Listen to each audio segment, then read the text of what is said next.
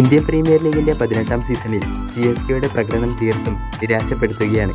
ആദ്യ മത്സരത്തിൽ മുംബൈ ഇന്ത്യൻസിനെ തോൽപ്പിച്ച് തുടങ്ങിയെങ്കിലും പിന്നീട് കളിച്ച 2 മത്സരത്തിലും ടീമിന് തോൽവി നേരിടേണ്ടി വന്നിരിക്കുകയാണ്.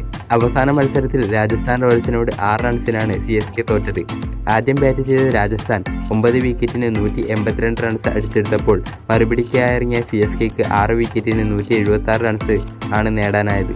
CSKയുടെ ബാറ്റിംഗ് നിരയുടെ നിരാശപ്പെടുത്തുന്ന പ്രകടനമാണ് ടീമിനെ വീണ്ടും ചതിച്ചിരിക്കുന്നത്. ബൗളർമാർ ഭേദപ്പെട്ട് നിന്നെങ്കിലും ബാറ്റ്സ്മാൻമാർക്ക് തൊട്ടതെല്ലാം പിഴക്കുകയായിരുന്നു. CSK നന്നായി പൊരുതിയെങ്കിലും വിജയലക്ഷ്യം മറികടക്കാൻ കഴിഞ്ഞില്ല. CSKയുടെ തോൽവിക്ക് പല കാരണങ്ങളും പറയാനാവും. ഇപ്പോഴത്തെ MS ധോണിക്കെതിരെയാണ് ആരാധകർ വലിയ വിമർശനം ഉയർത്തുന്നത്. ധോണിയാണ് CSKയെ തോൽപ്പിച്ചതെന്നാണ് ആരാധകർ ആരോപിക്കുന്നത്.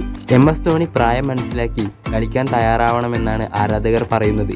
ആരാധകരെ സംതൃപ്തിപ്പെടുത്താതെ ടീമിനെ ജയിപ്പിക്കാനാണ് ശ്രമിക്കേണ്ടത്. രാജസ്ഥാനെതിരെ 7ാം നമ്പറിലാണ് ധോണി ഇറങ്ങിയത്. 11 പന്തിൽ 1 സിക്സും 4 അടക്കം 16 റൺസ് എടുത്താണ് പുറത്തായത്. അവസാന ഓവറിൽ മത്സരം ഫിനിഷ് ചെയ്യാൻ ശ്രമിക്കുന്നതിനിടെ സന്ദീപ് ശർമ്മയ്ക്ക് വിക്കറ്റ് നൽകി പുറത്താവുകയായിരുന്നു.